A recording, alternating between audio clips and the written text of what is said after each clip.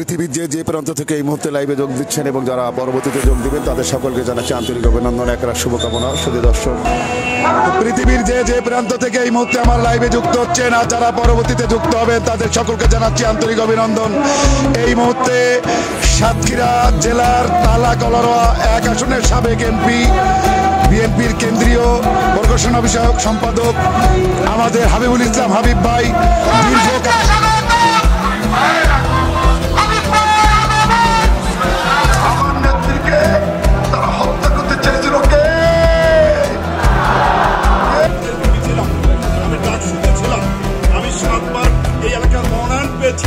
তারা কলরায় কি করেছি বলতে আসিনি, শুধু বলতে চাই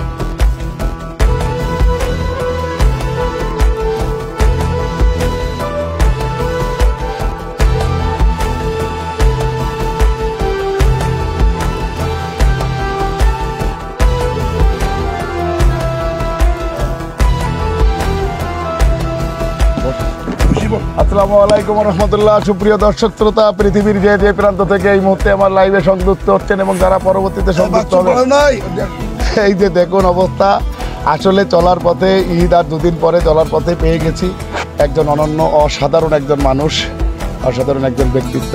তো তিনি আজকে আমার সামনে এসেছেন, আমরা কিন্তু তাকে পেয়েই কিন্তু আজকে এসেছি। হাবিব ভাই আসসালামু আলাইকুম। ওয়ালাইকুম আসসালাম। তালা কলারোয়ার 1 আসনের সাবেক এমপি, বিপুল জনগণ নন্দিত জননেতা, আপনারা জানেন, আপনাদের নয়নের মণি, এবং পাশাপাশি বিগত আওয়ামী দুঃশাসনের সময় যার একাধিক নিউজ, কারাবরণের নিউজ, জেলে আনা নেওয়ার নিউজ সবচেয়ে বেশি কভার করেছি, সে হাবিব ভাইকে আজকে একান্তে পেয়ে গেছি। এটা আল্লাহর অশেষ রহমত, সবই আল্লাহর দান, তিনি মেহেরবান। ভাই কেমন আছেন আপনি? প্রথমেই আমি আমার মুস্তাফিজ এবং মানবাধিকার প্রতিনিধিকে অভিনন্দন জানাচ্ছি যে আমাদের এই নিউজটাকে রাষ্ট্রীয়ভাবে দেশব্যাপী, বাংলাদেশের বাইরে বিদেশে তার অনলাইনে যেভাবে প্রচার করেছে, এজন্য আমি আমার দলের পক্ষ থেকে, পরিবারের পক্ষ থেকে ধন্যবাদ জানাচ্ছি জনাব মুস্তাফিজকে, যে চমৎকার পরিবেশনের মধ্যে দিয়ে শেখ হাসিনা ফ্যাসিস্টের মিথ্যা একটা কেস, ষড়যন্ত্রমূলক একটা কেস, সাজানো একটা কেস, পাতানো একটা কেস, এই কেস দিয়ে আমাকে নয় 50 জন আসামিকে হয়রানি করে আমাদেরকে সাজা দেওয়া হয়েছিল।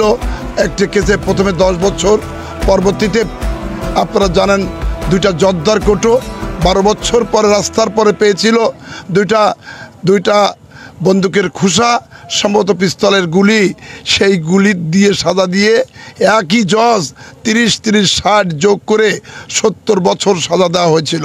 আমি আজকে আপনাদের মাধ্যমে জানাতে চাই যে সেদিনের সে নির্মম ইতিহাস আজকে সাজা দিয়ে মনে করেছিল আমরা জেলখানা ইন্তেকাল করব, লাশ হয়ে কফিন হয়ে মায়ের কাছে ফিরে আসব।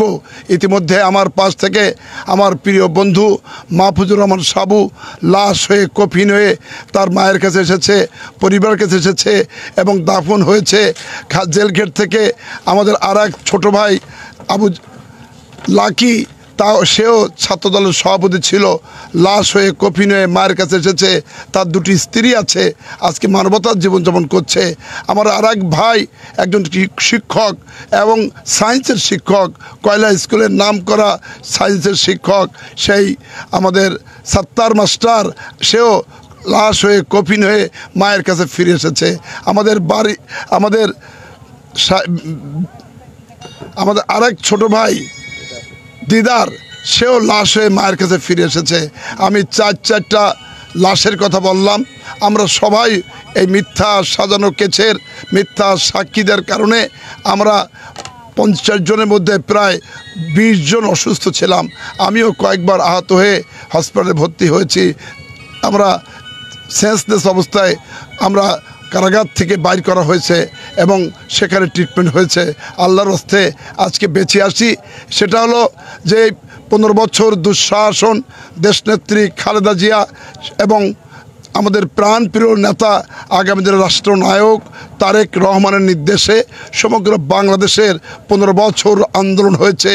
আন্দোলনের ধারাবাহিকতায় উত্তাল তরঙ্গের মতো বাংলাদেশের মানুষ শেখ হাসিনার বিরুদ্ধে অবস্থান নিয়েছিল।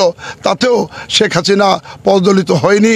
তার কোনো অহংকার, দাম্ভক্তি এবং তার যে অব্যাহত নির্যাতন, জুলুম, ফ্যাসিস্টের কায়দায় হয়েছে, এর বিরুদ্ধে সর্বশেষ ছাত্র জনতা বিক্ষোভের মধ্যে দিয়ে মাত্র 1 মাস 6 দিনের মধ্যে একেবারে অগ্নিস্ফুলিঙ্গের মতো বাংলাদেশে আগুনের মতো ঝাঁপিয়ে পড়ে এই ফ্যাসিস্টকে বাংলাদেশ থেকে বিতাড়িত করেছে। এটাই আমাদের আজকে মুক্তির কারণ। আমরা মুক্তি পেয়েছি, খোলা আকাশে ঘুরে বেড়াচ্ছি, উন্মুক্ত পৃথিবীতে বেড়াচ্ছি। এটা আমাদের বড় আনন্দের। আল্লাহ রাব্বুল আলামিনের কাছে শুকরিয়া জানাই। আল্লাহ আমাদের মুক্ত করেছো, বহু মানুষকে মুক্ত করেছো, বহু আলেমকে মুক্ত করেছো, মিথ্যা কেসের সাজাদের মুক্তি পেয়েছি। আমার প্রাণপ্রিয় নেত্রী, দেশনেত্রী খালেদা জিয়া মুক্তি হয়েছেন এবং তিনি আজকে চিকিৎসা পাচ্ছেন। তদ্রূপ আমাদের নেতা আগামীদের রাষ্ট্রনায়ক তারেক রহমান, তিনি আজকে সকল কেস থেকে, উচ্চতর আদালত থেকে আজকে মুক্তি হয়েছেন, মিথ্যা প্রমাণিত হয়েছে। ইনশাল্লাহ আমাদের মাঝে তিনি ফিরে আসবেন বীরের বেশে। সমগ্র বাংলাদেশ আজকে তাকিয়ে আছে আমাদের প্রাণ প্রিয়নেতা, আমার প্রিয়নেতা তারেক বিএনপির ভারপ্রাপ্ত চেয়ারম্যান তারেক রহমানের দিকে তাকিয়ে আছেন। ইনশাল্লাহ তিনি ফিরে আসলেই আমরা বিশ্বাস করি গণতন্ত্রের জন্য, স্বাধীনতার জন্য, সার্বভৌমত্বের জন্য বাংলাদেশের মানুষ যাকে খুশি তাকে ভোট দিতে চায়।